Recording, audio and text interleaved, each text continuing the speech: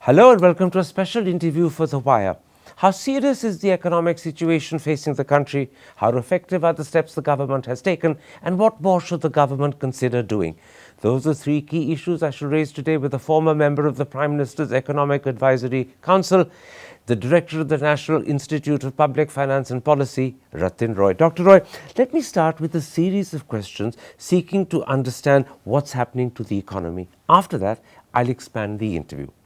Now, in quarter one, growth slumped to 5%. In quarter two, it slumped further to 4.5%, and that's said to be the lowest growth in 26 quarters. How do you read that? I read that as growth is lower than what I consider to be, without substantial reform, the lowest growth rate in a business as usual scenario for the Indian economy, which is 6%. So anything below 6, doesn't matter too much to me whether it is 4.5 or 4 or 5. 3 and below is another matter. But in that band, it shows that we have to do something to reverse this very fast. It's not just that growth is at 4.5% in the second quarter. The Hindu and the Business Standard say that in fact it's only at 4.5% because government expenditure went up by 15%. They say that if you strip that out of the equation, actually GDP growth then comes down to 3.1%. How worrying would that be? No, that's not correct, because that government expenditure then puts money in people's pockets, and that money is then spent on things, and producing those things causes growth. So we can't just strip it out as if it didn't exist. So this conclusion that it's only 3.1 but for government expenditure is actually a wrong conclusion. That is phrased that way. What is correct to say is that the decline in growth is particularly pronounced in the decline in both consumption and investment output of the private sector, what we call private investment expenditure and private final consumption expenditure. Is it also correct to conclude that the reason why there is growth happening, even if it's only 4.5%, is because government expenditure is growing? No, growth is not happening. Government expenditure is growing, and therefore that is contributing to the growth base as it always did. But that government expenditure is clearly not contributing to growth, as I said, at business as usual, which is about 6%. Another fact about growth in the second quarter is that whilst real GDP grew at 4.5%, nominal GDP, which also takes into account inflation, grew at only 6.1%, which I believe is almost half of what it was last year. How worrying is this sharp decline in nominal GDP growth? Well, actually, nominal GDP growth is what you measure, and then you take inflation out of it. So what this is showing you is that growth is down and inflation is down, and therefore nominal GDP is half of what it was. So last year, I think inflation was close on 5% and growth was 7%, real growth. So basically inflation has come down, it's halved, and that's not a bad thing. But has growth has come down as well. Yes. And so the real concern is that 4.5% figure. The real concern is both the 4.5% figure and the 7% figure. Looking down the road at quarter three and quarter four, I noticed that core sector growth in October has shrunk by 5.6%, electricity generation by 13%. In fact, I believe power generation has been steadily declining for the last 5 consecutive months, and railway freight is down by 8% as well. I also noticed that gross fixed capital which is basically investment, is only 27.3%, which is 2% less than next year. So against this background, what sort of growth do you expect in quarter three and quarter four? I never speculate in quarterly growth, but I do not expect this low growth to reverse substantially over the next 4 quarters. So we'll be dancing around 5% for the next 4 quarters? We will be dancing around below 6% for the next 4 quarters. That is quite a long time, a whole year. That is a whole year. So when the RBI says that their new estimate for growth for the year as a whole is 5%, which some people point out means that actually quarter three and quarter four have to grow at 5.2% each, is 5% achievable this year, or do you think that's perhaps a little optimistic? No, I think it's achievable, because the margin of error is about 0.2. So you'll stay between 5 and let's say 4.8, and it doesn't really matter to us whether it is 5 or 4.8. It is much lower than 6, which is for me the absolute acceptable minimum, below which low growth tells me a number of things which we need to reverse. So what I'm also saying is that if you apply the very, very good measures the government has applied hitherto, perhaps coupled with other measures, not of a radical nature, would not take growth above 6% in the next 4 quarters. So you're saying two very important things. One, you're saying that the likely growth for this year will be somewhere between 4.8 and 5. And you're also saying that for the next 4 quarters, which is a whole year, growth is going to be under 6%. And that is not a good sign for India. Well, unless something dramatic is done. Which is unpredictable. Which is possible, but is unconventional. Yes, it will be under 6. It's a whole different matter whether we ought to do it or not. That depends on whether you think you want a short-term boost, you want to fix the problem for the medium term. Let's come to this question of how is this situation to be viewed and understood. Nirmala Sitharaman, the finance minister, speaking in Parliament, said this is not a recession yet. It won't be a recession ever.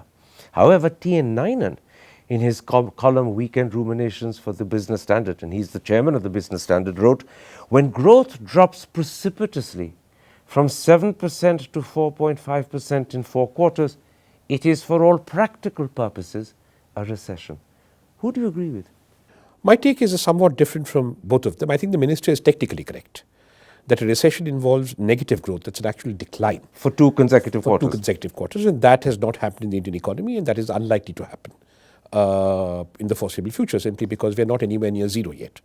So that is technically correct. But if you take my view that I would expect Indian growth without doing too much, with reasonable agriculture, etc., to be not less than 6%, then in the sense of our normal business as usual achievable growth rate, anything 5 or sub 5 is a growth recession. So then in a sense you do agree with Nainan's phraseology, for all practical purposes this is a recession. No, I'm saying it's a recession if you take it that a developing economy like ours will always grow and therefore cannot never fall into recession in the conventional developed economy sense. Because those economies you see are operating at full capacity. They're using capital rich, they have a lot of capital, a lot of labor. So any shock that hits those economies will cause growth to turn negative because they're not growing by very much because they're already at full growth potential.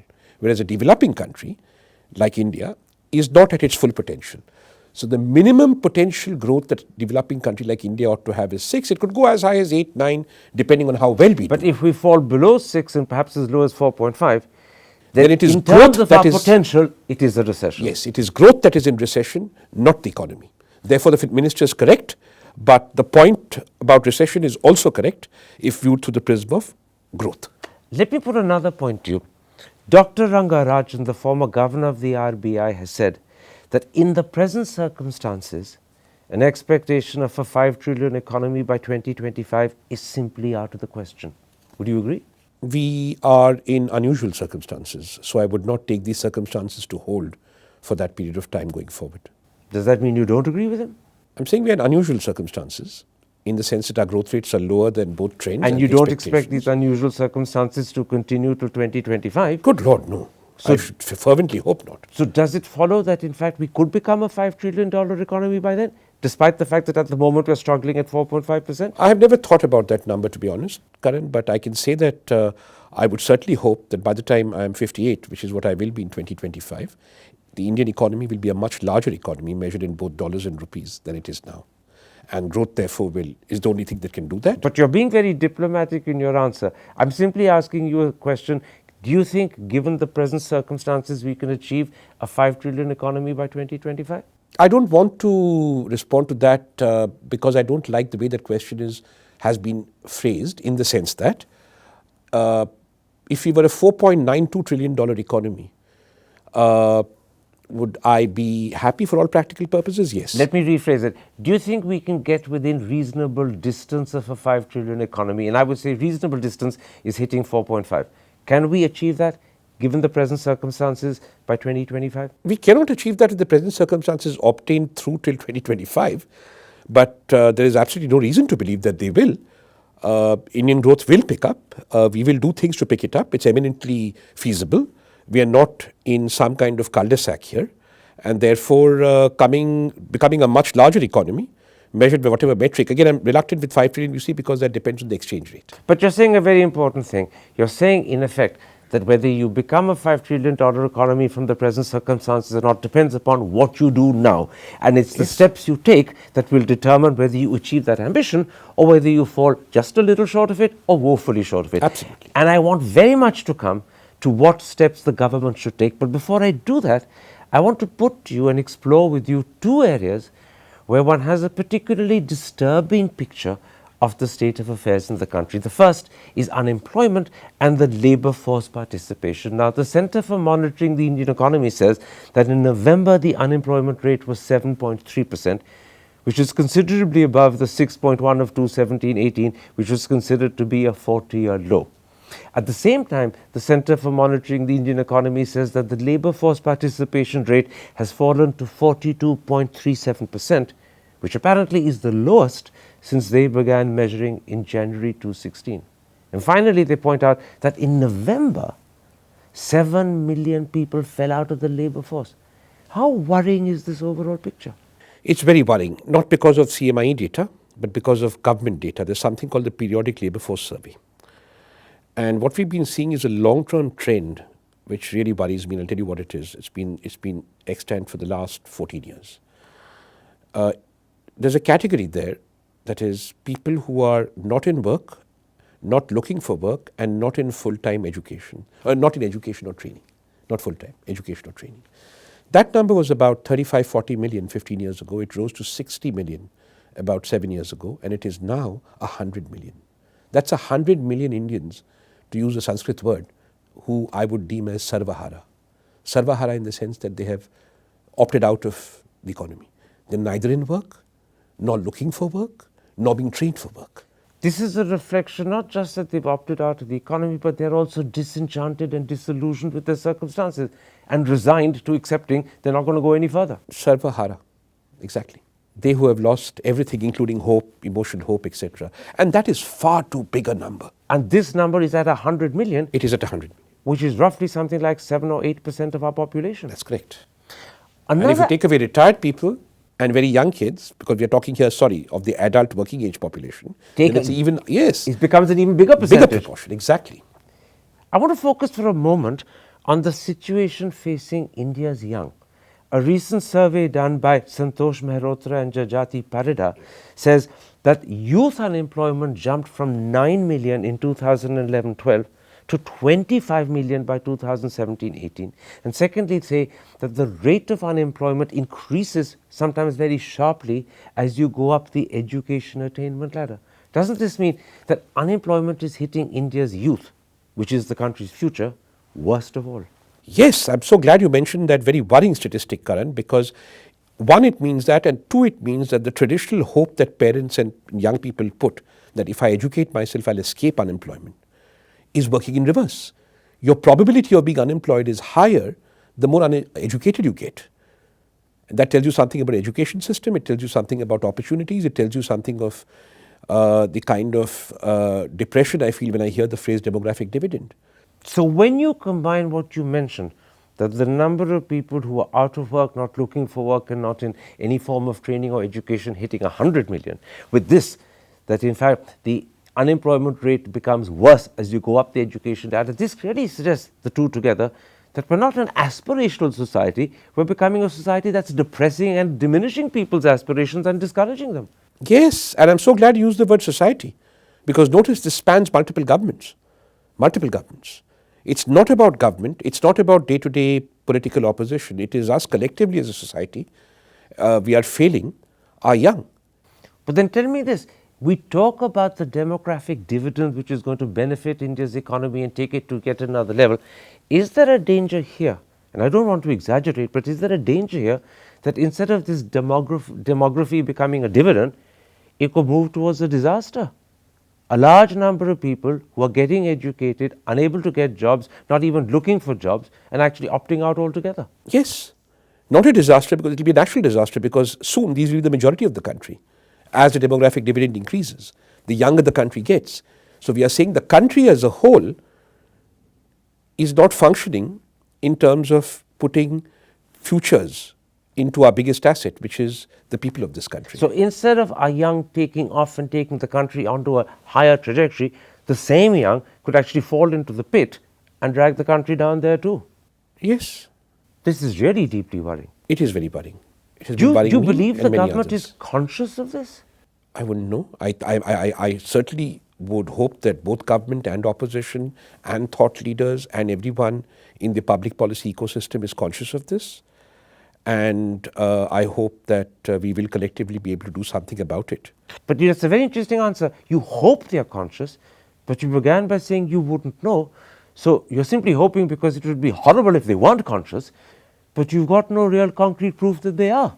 Well, the default, I think, is that I would require concrete proof that they're not, since they work with the people of India every day. We assume that governments are conscious of this because that's what governments are there to be. We are a democracy. People are in touch with their electorate. There's an awful lot we assume our government does or should do, which it doesn't do. We only assume it should do it because that's what government should do. Let's hope the optimistic assumption holds, rather than the fact that quite often that optimism is betrayed on other fronts and could be betrayed here as well. But let me come to the second picture that emerges, which seems to be also deeply depressing. It's to do with consumption and the impact of consumption on poverty. Now, a recent survey done by the NSO, but has been withheld by the government, shows that between 2011-12 and 2017-18, overall per person consumption per month fell by 3.7%, and in rural India it fell by 8.8%. And as a result of this, Professor Abhijit Sen, a former member of the Planning Commission, says it would be fair to say that malnutrition and poverty have increased significantly. Do you share that fear?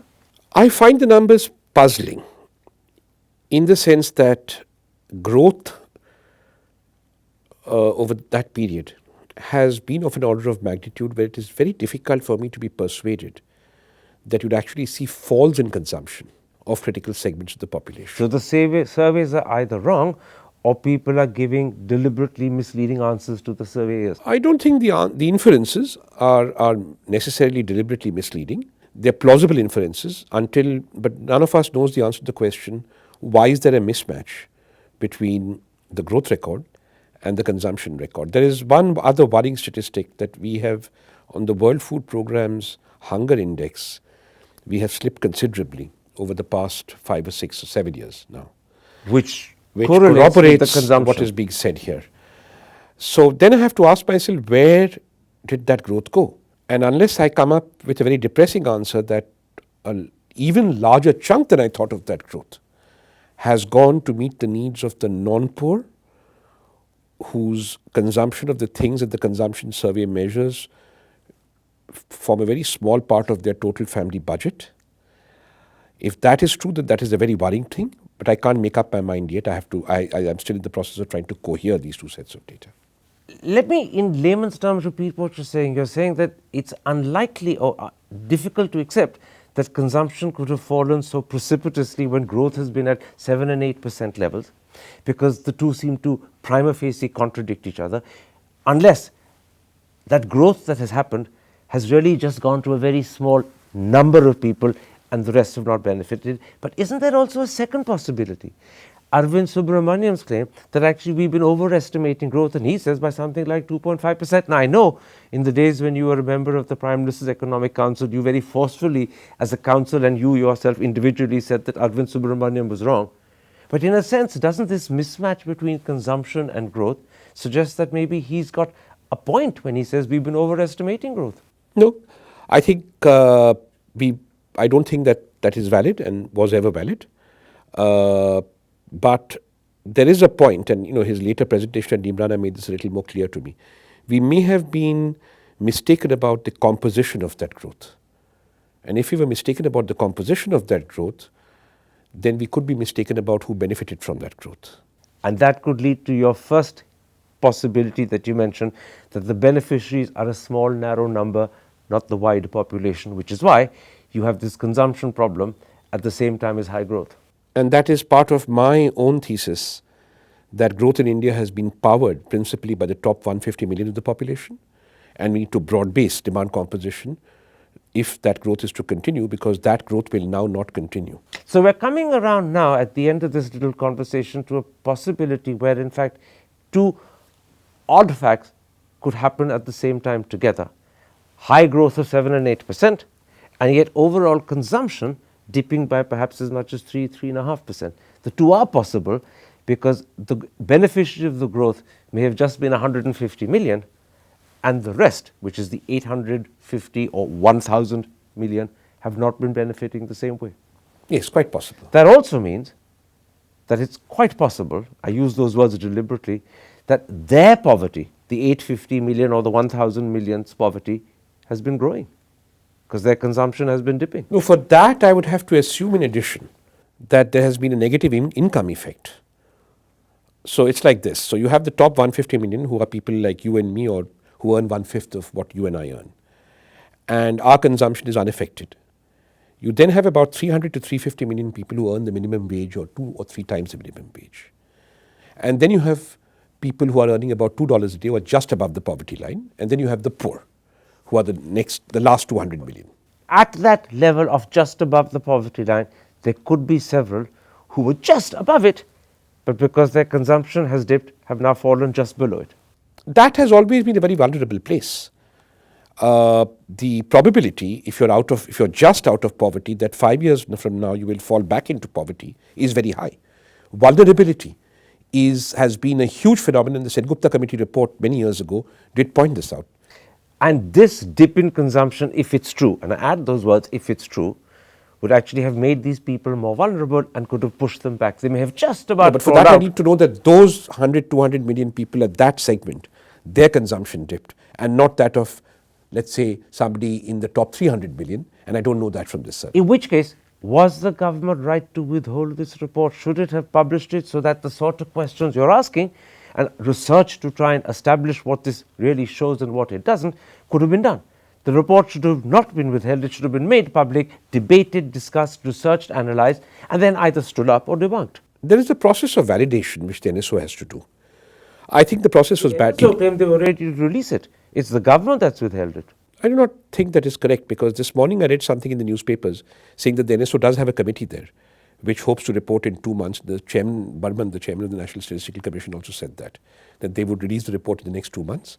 And no doubt what they're trying to do is make sure that what you're saying to me is that recent information that you have suggests that it's not so much the government withholding a report because they find it inconvenient or embarrassing, but the NSO itself and the commission itself validating their findings before they release it, and you believe that could happen in 2 months?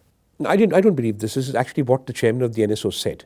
The NSC, the National Statistical Commission, Burman, that's what he said in this morning's papers. Let's then finally come to the steps the government should take. Now, so far, they've announced a fairly major reduction in corporate tax. They've identified a number of big PSUs which will be privatized. They've merged banks. They've taken specific steps to scrap the angel tax and to abolish the surcharge for FPIs. And they've also focused attention on specific areas like exports and automobiles. But none of that seems to have fired up animal spirits. Why do you think that is the case? Because I don't think the problem with this particular slowdown is animal spirits alone. I think what the government has done was necessary and important. But the big question that still hangs is, has the growth impulse, as I've been arguing, which has been since 1991 powered by the consumption demand of first the top 100, then the top 150 at best, is that petering out? Let me at this point recap the point you're making, because this is an argument that leads to the suggestion that India might be, if it's not careful, falling into what would look like a middle income trap. You're saying, and you said this in an earlier interview to me in June, that India's growth has been powered by the consumption of about 150 million people, and they've been buying things like air conditioners and cars, etc. These people over the last 30 years have satisfied their demand for these things. They're still earning, but they're no longer spending on these items in the way they did previously. Now they're spending on things like healthcare in Singapore, or travel abroad, or education for their children in America and England. As a result of which, their expenditure and their consumption is not fueling growth to the same way any longer. And you add that the only way the growth, which has now slumped to 4.5%, can return to 7 and 8% levels is if we start producing the items the other 1,000 million actually have, which is textiles, food, clothing, education, health. And therefore, you need a fundamental change in the sort of things you produce and sell. Am I right? Yes. Is that happening? Is the government thinking along those lines? Well, certainly the government is not entirely vacating the space. And as proof, I offer two things. The Prime Minister's initiative to double farmers' income, which is very, PM very Kisan. important. No, doubling farmers' income. Okay. So PM Kisan was one of the instruments which involved, basically the state giving the farmers money, and I think it was more a debt relief instrument. But the idea that, we need to double farmers' income and that interesting task force that's been set up on it, I think that was a good initiative. And the initiative to expand affordable housing at scale. Let's take up the doubling of farmers' income. That will work in your scheme because it would put money into the pockets of the 1 billion whose expenditure and whose consumption has to be the engine to fuel growth here. Oh, I'm much more modest. I just want the next 300 million. So I want half the population to be the engine and not 15% for now. And then we can move on. But has the government, since it announced this commitment to double farmers' income, taken effective steps to realize it? And remember, that commitment was actually first made by Arun Jaitley in, I believe, 2016. That itself is 3 years ago. Yes. And he made it with the promise that it will happen in 5 years. And we're nowhere near realizing it. Agricultural growth at the moment is at about 2%. So, despite the commitment they've made, which reassures you that they're aware of the problem, are they taking steps to realize that commitment? They are, but I think much more needs to be done. I think this needs to be the centerpiece of Indian economic policy. Having said that, doubling farmers' income should be the centerpiece doubling of farmers' Indian income, economic improving, policy. 5 things. Doubling farmers' income, getting our textile manufacturers to produce 400 rupee shirts, which are currently being imported from Bangladesh and Vietnam, which means setting up those industries in northern and eastern India, using vast amounts of readily available government land to build affordable housing in urban and semi-urban centers across the country at scale, a business model in education which speaks to the despair and doom that we spoke of earlier and actually invests in providing good quality education to a reasonably large section of our young population, so then skills develop, and an affordable, decent healthcare model, at least these 5 things. Let's take those up. We've already discussed the efforts the government is making to try and double farmers' incomes. And you said they've done a few things. You didn't specify what they were, but you also added, and that's the more important bit, they need to do a lot more. Yes. We hope they will. Yes. But they're not talking about it. They certainly aren't sharing with us what they intend to do. These plans, if they have them, haven't been unveiled to the public. These plans regrettably involve more than government. Let me give you an example. So, what is it that prevents government from using vast amounts of public land for affordable housing? Nothing. No, but I think it is society. Because vast amounts of public land that the government could use for affordable housing is contested by rich and powerful interest groups for other purposes. But you see, let's take the 5 points that you enumerated one by one. First, I'm sticking to this business of doubling farmers' incomes. The promise was made in 2016 with a commitment to do it in 5 years. 3 years have passed. We're nowhere near even 2/3 of the way which we ought to be if we had actually done it seriously. Now the commitment has been made again in the recent budget to be fulfilled perhaps another 4 years or 5 years down the road, but we still don't know what the government's doing. So it's a good commitment, it's a sensible response to the problem, but the steps to actuate it don't seem to be visible. Some steps have been taken. There is a task force which has come up with a report on doubling farmers' income, and I understand that is being implemented. I think far more attention now is to be paid to agriculture as a business and how much that business could earn across different agroclimatic zones. So there is, I think, the beginnings of work. But Karan, it's like this. There's already an establishment out there, a research establishment, a farm establishment, which continues to look at this problem as growing more output. And that establishment has to be moved. It's like moving an oil tanker. Same with low-cost housing, affordable housing. Yeah. So we have a task force. It's come up with the report. We don't know the content of the report yet, but the report is under consideration. But it's still, therefore, technically at the level of talk and discussion. The actual steps that will flow from that task force report haven't been implemented. They haven't even been announced. We hope it will happen soon, but we're still at the level of talk. And this is what I'm saying. 3 years after the commitment was made, we're still at the level of talk. We're deciding what we should do. We haven't begun doing it. We've begun doing some things, but we have to decide to do far more. Let's take the second thing that you said was necessary.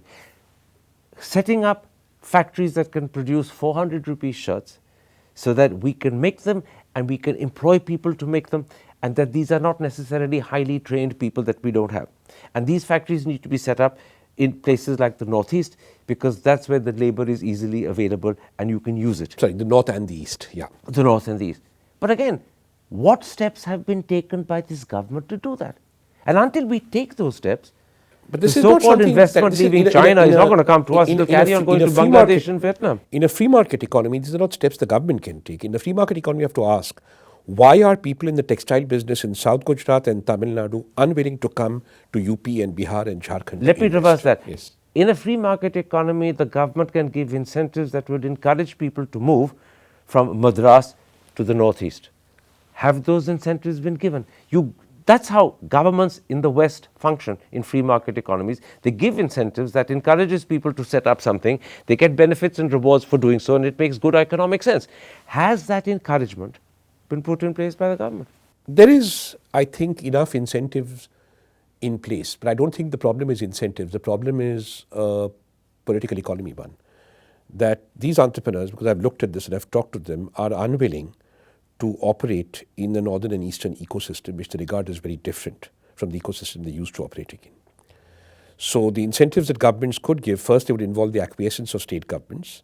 I'm sure that can be obtained. So at that level, our federal system is a bit of a hindrance. And our society. But the second point is about society, people not being willing to operate in the north and the northeast. They're used to operating in the south where They're they have perfectly willing to obtain migrant workers from the north and the east and keep them there in exploitative conditions, in extremely fragile circumstances, rather than adding move to our themselves. energy burden, than actually move to where cheap labor is. So, but you're saying something very important. At one level, it's the federal nature of our polity that is a problem, because if the states don't cooperate, you get stuck. And at the other level, you're saying it's culture. It's the Yes. cultural attitudes of entrepreneurs. I would emphasize the second very strongly, and so it's a social problem, and we need to have an open social conversation about it. And then we can ask the government, we can come up as citizens with the charter of But then request to this government. is even more worrying, Yes. because it's not an absence of government economic planning and thinking and action that's holding back these 400 rupee shirts being made. It's the nature of India's politics, the federal structure of our system, and it's the culture and attitude of the Indian people. That is not only more difficult to change, but more importantly, there's no talk about trying to change it. I don't see debates and discussions in the papers which point out that the cultural attitudes of entrepreneurs in the south is holding back the development because they won't move to the north. I don't see debates really that suggest that on so many levels the states are a hindrance to economic development, and that we need to rethink perhaps even the constitutional relationship. We need to understand why UP and Bihar and Jharkhand are absent in CII and FICCI. They didn't used to be. It's something that has emerged over the last 40, 50 years. And we need to understand why it is acceptable for people to migrate in such large numbers to places like Karnataka, Bangalore and Bombay and South Gujarat, that I'm running trains, huge numbers of trains moving these people up and down as if they were doing agricultural harvesting. But it's not acceptable for the entrepreneurs to go out there and unlock that value. I have been saying this for a long time. Take Bihar. If you are an entrepreneur, as an economist, I would say Bihar has one of the highest growth rates in India. Why on earth would you not go there and make profits which would be much larger than relatively more mature places like Maharashtra? Rather than have to require Biharis to go to Tamil Nadu to work in factories there. Absolutely. But again, you're perhaps one of the few voices, if not the only voice, raising these issues and concerns and questions. I don't see them being raised by the government, and certainly not in newspapers and television debates. And yet, this question and its answer is fundamental to the question, will we achieve higher levels of growth? Absolutely. If the majority of your population who live in the north and the east, if the only benefit they have had since economic liberalization is to go to southern and western India and live in a sort of third-rate Dubai, that book that gentleman did on Gurgaon describes so well, I forget his name. The drivers, the cooks, the cleaners, the maids, everyone was invisible in the studio. I think Atiga, White Tiger. That's right, White Tiger. And I'd bet you that all these invisible people which your audience can't see in the studio behind the cameras, many of them are precisely from these places. And we've got to ask why these people who are familiar, who are socialized to entrepreneurship and modern practices, why we are not able to make that change. Of course, government has a part to play, but so does the private sector, so does society, so do social attitudes. This so what is we are actually lacking becoming- is a social movement that makes economic growth broad-based and inclusive. But this is becoming even more depressing, because you're now suggesting that the 5 things that are required to ensure that we don't get into a middle income trap and begin to grow once again at 7 and 8% levels are actually stymied, and I'm using that word deliberately, not just by insufficient and inadequate economic measures taken by the government, though that has a role to play, but also by the nature of our political system and our federalism perhaps in particular, and our cultural attitudes. And there's no sign of change. Your politics responds, I think, to your socio-cultural attitudes. And that is what politics has been doing for the last 30 years. I think the problem, yes, the complexity is the sociology, and that would then require social movements. Let me tell you, Karan, recall to you, that if you look at University of Delhi and you look at the names of undergraduate colleges there, none of them are government colleges. They were called various things because there was a social movement in this country to educate people, crossing caste and other That has parameters. ceased to be and the that has case. ceased. Actually, not just recently, decades ago. Yes. And therefore, one of the things that you mentioned was the need to revitalize Indian education and ensure that people educate. There's really no sign of that happening. No, there isn't. We have lots of schools that produce illiterates. We have universities where people come out as graduates and they're unemployable. For because no they're fault of theirs, because yes, but they're yes. still unemployable, and that's largely because despite the fact they've gone to university, they're actually uneducated. And that system continues. And so the 5 critical factors that you enumerated, we don't have sufficient progress. We don't even have satisfactory progress on any of them. Yes. In which case, what is it that we're looking at? Are we actually heading towards what you call that middle income trap? It's in our hands, just like any family. But we're As a dropping the ball. collective, if we are able to have a national conversation about this, understand how it affects all our futures, all our lives, and then resolve to do something, that's how nations emerge. But we aren't having that conversation, and we aren't resolving to do anything. So in this instance, And I'm trying as you very say- hard to make sure we do, and that's why I'm here. And as I said, you're the only voice. But as you said, it's in our hands, and this ball is dropping. Yes. Luckily, it's a curve ball. I see it coming. It's been dropped a few times. We need to make sure we don't keep dropping it. And therefore, for example, we need to have a far more serious conversation about education than we're having now. We need to have a very, very important conversation about why it is so costly for people to be able to obtain just something as basic as cheap textiles. We need to ask why the reasonable proposition that farmers should be able to earn a rate of return on what they produce, we are not delivering. And we need to ask these questions by getting out of this old status mode we are in, which is government versus everybody else. It is government and society and the private sector who need to combine. Okay, we've had a fascinating conversation for the last 15 minutes about what it is that is necessary to revitalize the economy, and we've discussed in depressing detail that in fact we're not doing it adequately. And we've pointed out the problems to do with politics, to do with culture, to do with a lot of other things, but we've all come to the conclusion that these need to be addressed, and even the debate to address them isn't happening. You're trying valiantly to make it happen, but you're a lone voice. Let me pull out of that and put this to you. We still have, in the immediate term, an economic problem. Is there need for the government to take specific immediate measures to boost demand, to ensure that 4.5 doesn't become 4.3 in quarter 3, and that we do move towards 6 at least? Yes. But we have to be conscious that as long as we don't effect the structural changes that I'm saying we need to effect, and many of them are effectable, but we need to have, as I said, a national But conversation. those structural changes will take time. That then aspirations to grow above 6% have to be put to bed. So then the question becomes, how do we move to 6%? Now you can do it in 2 ways. You can do it by using the instruments at the government's disposal, which is essentially the availability of money and credit, and the ability to borrow at reasonably low prices. So you're saying government needs to borrow? I'm not saying that yet. I'm saying government can spend more money or put more money in the hands of people to try and boost the consumption lack that we are seeing. But that will have limits. And those limits, if we overstep them, if we don't do these in moderation, will cause stagflation. The first limit is the fiscal deficit. The government has set a target for itself for 3.3. Already in the first 9 months of this year, we've exceeded that target by something like 102.4%.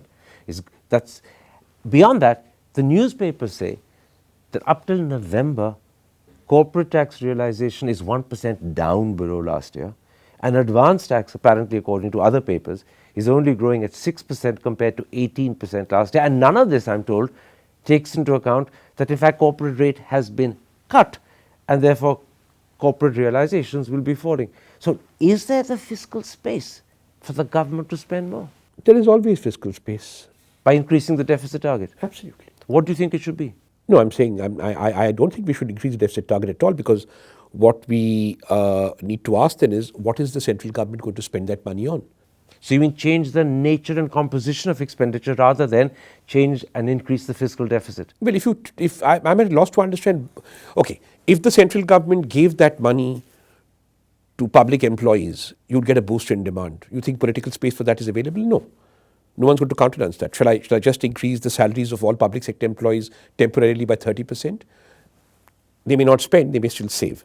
So we need to get money into people's pockets. How on earth is the central government going to do that? Option 2, they could give the money to the state governments who are much closer to the people and tell them to essentially effect transfers. But I understand what they can do. How will they fund it?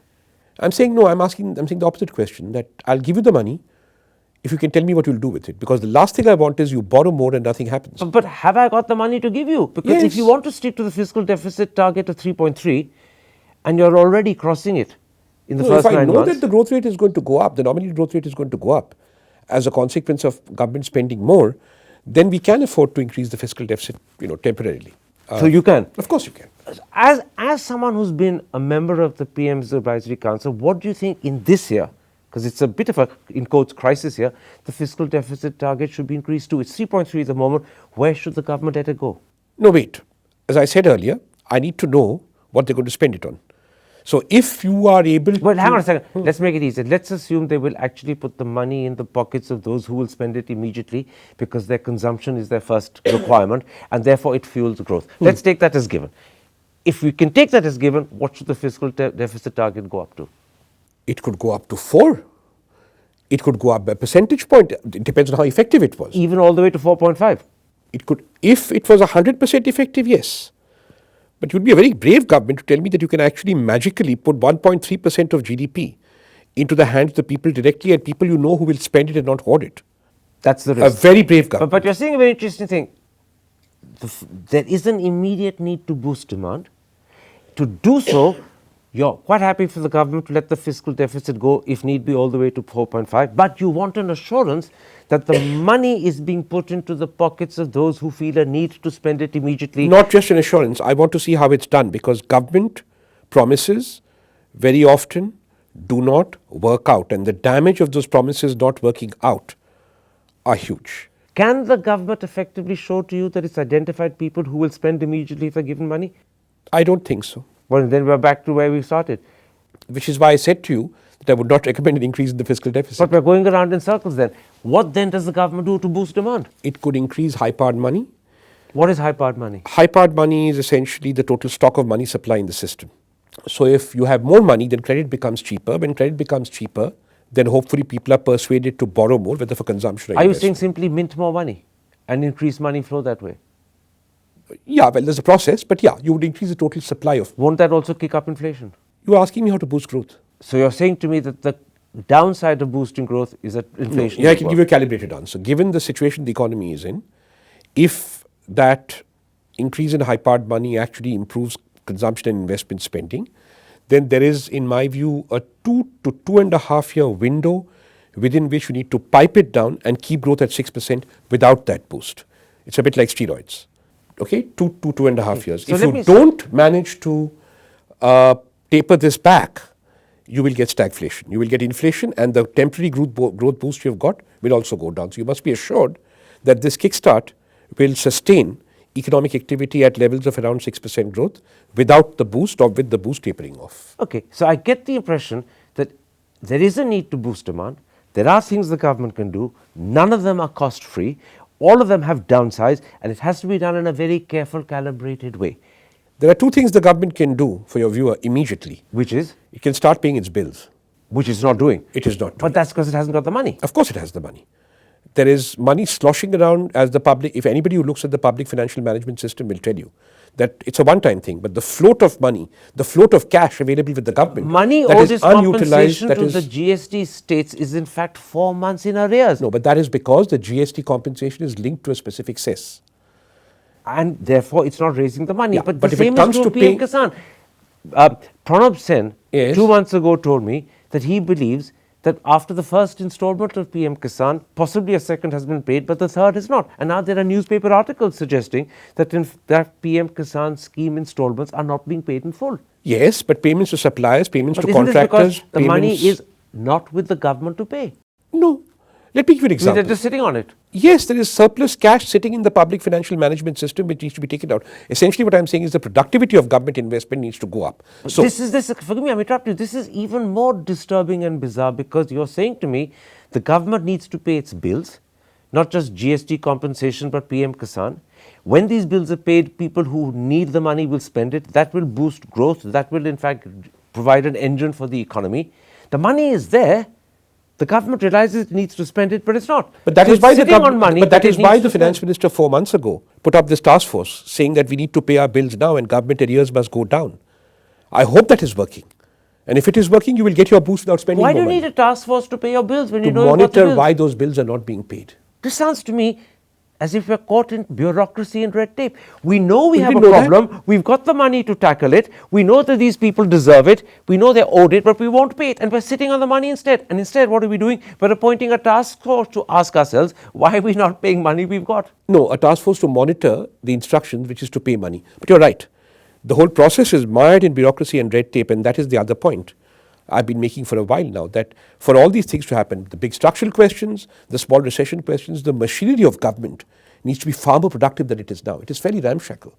And no one, in a bipartisan sense, absolutely no one in my lifetime has wanted to pay attention to this. So that business we should get on with at I'm once. really tempted to say that we've moved from a very depressing picture about the state of the economy and the fact that if we don't act on the 5 parameters you pointed out, we'll actually fall into the middle income trap. Now we move to say that we also have a very depressing image of the government that is bureaucratic, it's sclerotic, it knows what it needs to do, it's even sometimes got the money to do it but won't do it. Instead it has to appoint task forces to find out why it's not doing what it should be doing. No, the task force was This appointed to... forgive me, Kafkaesque. No, the task force was appointed to make sure that the instructions to pay money were complied with. Let me give you one example. Today morning... A task force appointed to ensure that the government's instructions to its own bureaucrats to pay money are complied with. Yes. Ministers can't do it themselves.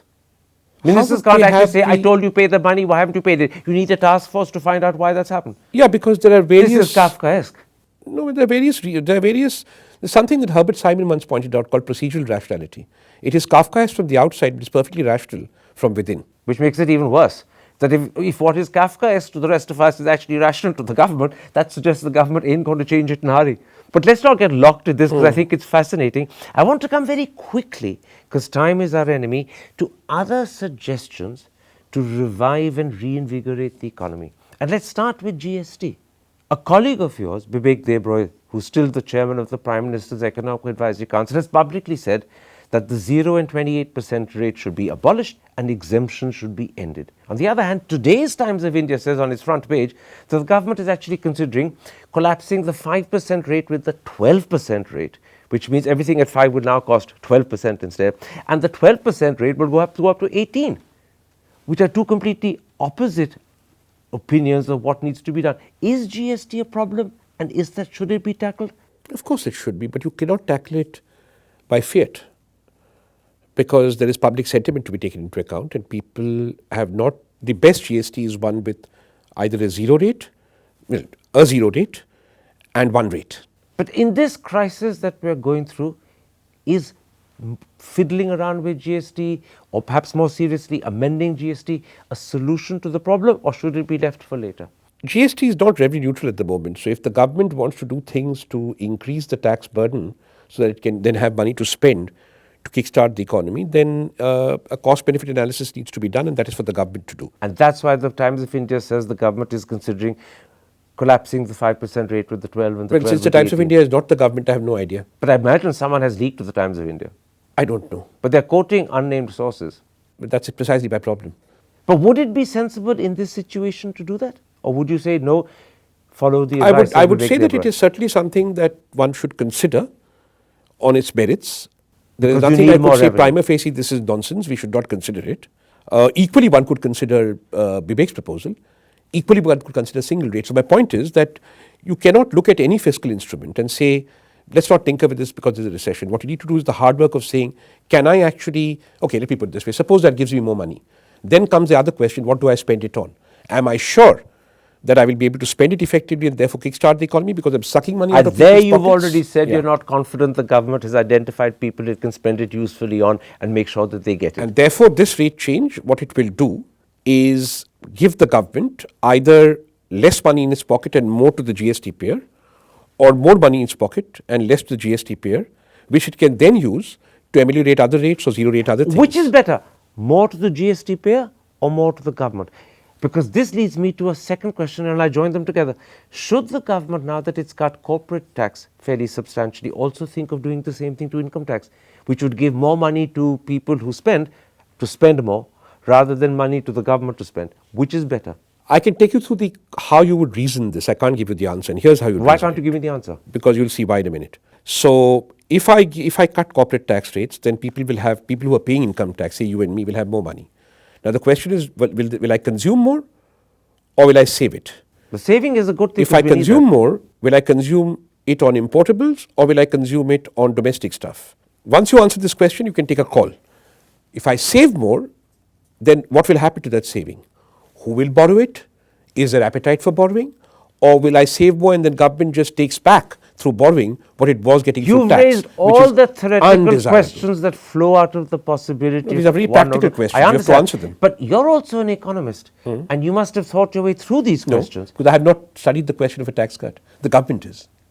And they haven't asked So people. on this question, should there be an income tax cut? Actually, you have no opinion at the moment. I have no opinion at the moment. If I'm asked, I can give you an answer in a week if I have the data, as any economist Let me could. come to a second issue. Yes. Many people say, including Raghunath Rajan, in the article that he wrote for India Today, which came out this week, that in fact the government needs to make land acquisition easier and cheaper, and secondly, the government needs to introduce much greater levels of flexibility in labor. Do you agree with both? I don't know what he means by land acquisition cheaper. I think it needs to be more transparent and cheaper in terms of time cost. Yes. Not in terms of price. No, not necessarily. Okay. Not So necessarily. easier, less bureaucratic hassles, but And not faster. and faster, but not necessarily cheaper in terms of price. Yes. And that's just in the hands of government. That's also in the hands of society. Because if you litigate, it is going to take time. What about labor flexibility? Labour is very flexible in India. So you think the fixed term employment scheme that the government has announced It's is a good adequate? thing. It's a good thing. Do we need hire and fire in some shape and form? We already have it. Well, only in some states where they've raised the IDA level to 300. For the rest of the country, it's at All the 100. people your audience can't see in this room can be hired and fired at will. But that's because they're contract labor. And that's most of India. So in other words, this great talk that we need hire and fire is misleading because you have it through the shape and form of We contract actually labor. need better protection for people in contract labor so that they have secure incomes which they can then spend on the 5 things that I want. So this is very interesting. On these 3 other points that I've just raised, changing the GST, you don't have a clear opinion. It all depends upon how you do it and who benefits. On the business of reducing income tax, you don't have a clear opinion. You need to study it because you also want to make sure how will that money be used. Will it be used for consumption? Will it be used for saving? Who will be the savings going to? And all of that will determine at the end whether it's a good thing to do or not. Correct. And the same is true, it transpires, in terms of this call to make land acquisition easier and to make labor more flexible. There I do have an opinion, possibly because I'm not an expert. I think with land acquisition, you need to make it the process faster and more transparent. But not cheaper. No, I wouldn't worry about cheaper. Leave that to the market. And labor flexibility, you believe, already exists In abundance. in abundance. In fact, everything, you need to provide more security rather than flexibility. You need to make sure that people are not unfairly treated. The vast amount of people in this country who are on contract labor. That being said, if for the rest, I'm quite happy with flexible contracts. What about the government's announced fixed-term employment scheme? I think it's a very good idea, particularly for contract labor. What I'd like to see, or I hope the government has done, is said that instead of this ad hoc hiring of contract labor, keeping them insecure, exploited, you have fixed-term employment where they have similar rights to decent workers But anywhere no else. permanency. At the end of the contract, they're over. Yeah, so therefore you don't have monopsony power created, but the terms and conditions of work are fair. All of this is perfect for companies that come into existence now. What about companies that have been in existence for 20, 30 years, which are not growing and want to shed staff but can't either? As far as I know, people retire, and you can hire new people as they retire. So they can work out a plan. But that's a painful process of attrition. It is a painful process of attrition. You're not in favor of a law that permits these older companies that have real problems shedding staff with gratuity. I'm in favor of one law for all. And I think the government's move in this direction with the wage code, the labor code, etc., is absolutely the right thing to do. But I think we need to pay very vigilant attention that this is not exploited. Such as the government itself is now one of the largest hirers of contract labor in the country. So I'd like to see the government implement its own wage code. Set the example yourself. In ways where the inequality between an IAS officer and a contract security guard reduce, and the terms and conditions of unfair dismissal apply in equal measure to both. Finally, I want to raise with you an issue that Dr. Manmohan Singh, the former Prime Minister, wrote about in The Hindu. And I'm quoting him. Our social fabric of trust and confidence is now torn and ruptured. There is a palpable climate of fear in our society today. This is a fundamental reason for our sharp economic slowdown. It is stifling economic activity and hence economic growth. Do you agree with him? I don't understand what he's saying. I'm just an economist. It's a market economy. If he means that people are afraid that things will not be as good as they were 10 years ago, then that's an interesting thing to explore. No, he's saying something much more than that. He's saying people are scared to voice their opinions. People are scared to be dissenters. People are scared to question the government. There is a fear that of tax raids and tax raj and government coercion. And this, collectively, is stifling economic activity and holding up growth. I can only speak for myself, so I could not say. I'm certainly not afraid to voice my opinion, as you can see. Do you believe that there is an atmosphere of fear and distrust in the country? Speaking as an economist, I don't think it's... Speaking as an Indian citizen? Speaking as an Indian citizen, it is not something I wish to comment on. Why? Because I need to think about it. Because I don't have a sort of feeling of fear and distrust. Do you know people who are scared and distrustful and apprehensive? I always did. You always did? Yes. So then, are there many such people who are fearful and distrustful and worried? It depends on what we mean. I mean, a poor person, I think it's far more interesting to say that a poor person in India is fearful that they will not get health care for their children. A middle class person in India is fearful. I'm talking about entrepreneurs. Entrepreneurs? But he's clearly talking about entrepreneurs. I don't know, he didn't say so. What? If you're talking about entrepreneurs, then there are two possible... The Rahul Bajajis who stood up and questioned Amit Shah in public certainly said that this is a government that doesn't appreciate questioning. Well, you should ask, then you have your answer because he's No, but I'm entrepreneur, asking you that do you believe this sort of fear, A, exists? And secondly, if this sort of fear does exist, does it also impact growth? I'm asking you two connected questions. Impact who? Growth. There are two ways to answer this question. And there are two possibilities here. One is that people in the entrepreneurial community have got used to doing business in ways that were rent-seeking, and those comfortable ways have been broken, and therefore there is apprehension about what comes next. And if that was so, then in a sense, that's a virtuous thing. But it is very important to provide timelines where this will end. The second is that the uncertainties regarding where growth is coming from, which I understand, why growth is being limited, I beg your pardon, which I understand well, as I told you, the old India growth story is over, are impacting business confidence because they suddenly realize that they don't know where to place their bets and they have no clue how to move into a situation where they can change demand composition. They face difficult questions like going to North India. Now we come to the political element. That it is much easier to do business as a Gujarati in South Gujarat than it is for me as a Gujarati in Bihar or UP, and therefore one is afraid That could well be the case. So these two things may make entrepreneurs underconfident. If they are afraid of government retribution, then I would say that the need of the hour is less pusillanimity on their part. It is not for me to judge. They are powerful people, they have private jets, they spend a lot of money consuming the world's finest. Surely that should give them some voice. And therefore I do not have much sympathy for people who complain silently at that level of society. I do have sympathy. Rich and privileged people have no business pleading an excuse of cowardice. Absolutely. So let's worry about the fear of the ordinary citizens. They won't get a good education, they won't get good health care. Those are the things inhibiting Indian growth, and those are the things I think society, the policy community, the media should focus on. We need more of those people in our focus than and as you said, it's FICCI only and when CII. production and the economy focuses on the consumption and needs of those who need shirts, health, education, houses, that the economy will go back to 7 and 8% And growth. then we ask the political question and not afraid to ask, which is, why do they not have voice? My last question. You've been in the government in the sense that you were for 2 years a member of the Prime Minister's Economic Advisory Council. Unpaid part-time. Unpaid part-time.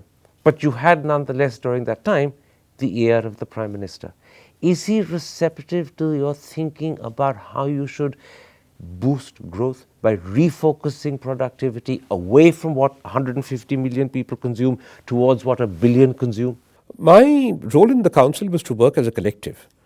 And as part of that collective, I did put forth my views in writing to the government of the day. Did they respond? Not directly to me, no. In any shape or form? Indirectly even? I can discern certain policy changes which I'd like to think I was my paper influence, which were positive. Doubling farmers' income, PM Kisan, perhaps even Ayushman Bharat. Not Ayushman Bharat, probably not, but certainly and affordable housing. In a sense, you think those flow out of the papers you gave them? No, that would be egotistical of me. I'd like to think that I had some positive influence in that execution happening, and I hope far more happens. Thank you very much indeed, Professor Roy. Thank you. To receive instant updates on all videos from The Wire, click the subscribe button and hit the bell icon. Pay to support independent journalism. Click the link in the description and choose the amount you want to pay.